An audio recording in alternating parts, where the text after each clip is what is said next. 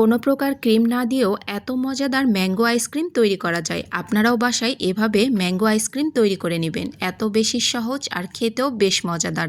যে পরিমাণ গরম পড়েছে এরকম একটি আইসক্রিম তৈরি করে ফ্রিজে রেখে দেবেন, যখনই খেতে ইচ্ছে করবে টুক করে বের করে খেয়ে নেবেন। আর তৈরি করা তো খুবই সহজ, হাতের কাছে থাকা কয়েকটি উপকরণ দিয়ে এই আইসক্রিমটি তৈরি করে নেওয়া যায়। তো প্রথমে আমি একটি প্যানের মধ্যে দিয়ে নিচ্ছি 1 কাপ পরিমাণ লিকুইড দুধ, তার সাথে দিয়ে নেব 2টো ব্রেড স্লাইস। এরপর দিয়ে নিচ্ছি মিষ্টির জন্য চিনি, এখানে প্রায় 2.5 টেবিল চামচ পরিমাণ চিনি ব্যবহার করি। চুলা জালটাকে মিডিয়ামে রেখে চিনির সাথে ব্রেডটাকে ভালো মতো করে মিলিয়ে নিতে হবে। তো দেখুন আস্তে আস্তে করে এটাকে ভালো মতো করে মিলিয়ে নিচ্ছি।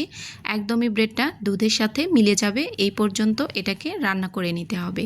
তো এটা একদমই কুক হয়ে গেছে, এটাকে নামিয়ে ঠান্ডা করে নেব।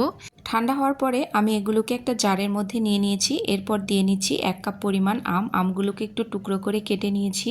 আপনারা যদি এখানে আমের পরিমাণটা আরও কিছুটা বাড়িয়ে নেন তাহলে ব্রেডের আরও একটা পিস বেশি করে নিতে হবে। তো সবগুলো আম দিয়ে নিয়েছি। এখন এগুলোকে ভালো মতো করে স্মুথ একটা পেস্ট বানিয়ে নিতে হবে।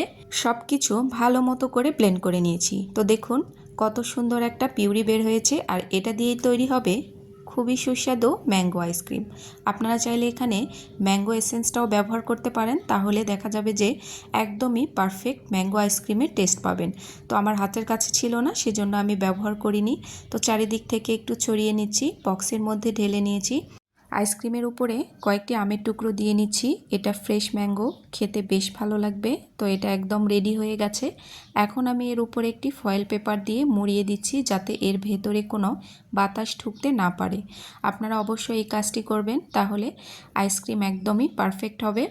তো আমি এটাকে ভালো মতো করে মুড়িয়ে নিয়েছি। এখন উপর থেকে ঢাকনাটাকে লাগিয়ে দেব। এরপর ডিপ ফ্রিজে রেখে দেব 3 থেকে 4 ঘন্টার জন্য। এটা একদমই সেট হতে 4 ঘন্টার মতোই সময় লাগবে। 4 ঘন্টা পরে আইসক্রিম বের করে এনেছি ডিপ ফ্রিজ থেকে। এখন আমি আপনাদেরকে আইসক্রিমটি দেখাবো কতটা পারফেক্ট হয়েছে, আর খেতে খুবই অসাধারণ হয়।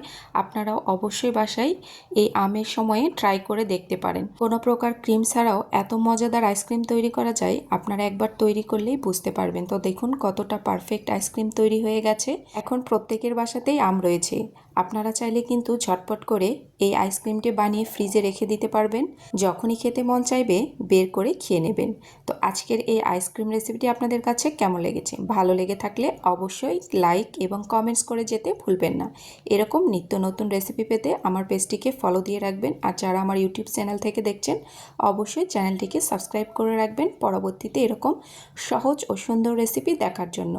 সবাই ভালো থাকবেন। আপনাদের সাথে দেখা হবে আবারও কোনো নতুন রেসিপিতে। সবার শেষে একটি কথা বলি, যে পরিমাণ গরম পড়েছে বেশি বেশি করে পানি পান করুন আর নিজেকে সুস্থ রাখুন। সবাই ভালো থাকবেন। এই পর্যন্তই। আল্লাহ হাফেজ। আসসালামু আলাইকুম।